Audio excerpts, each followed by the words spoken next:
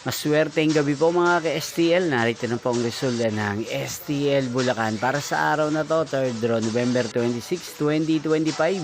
Araw ng Miyerkules. Naway ang mga natayaan niyo pong mga numero kanina ay manalo nawa ngayong gabing ito, 8 PM. Kaya kunin niyo na po ang inyong mga ticket. Narito na po ang resulta. Ang mga numerong nanalo sa STL Bulacan ngayong gabing ito, November 26, 2025. 8 PM third draw result 39 at 13 in exact order. Again 39 at 13.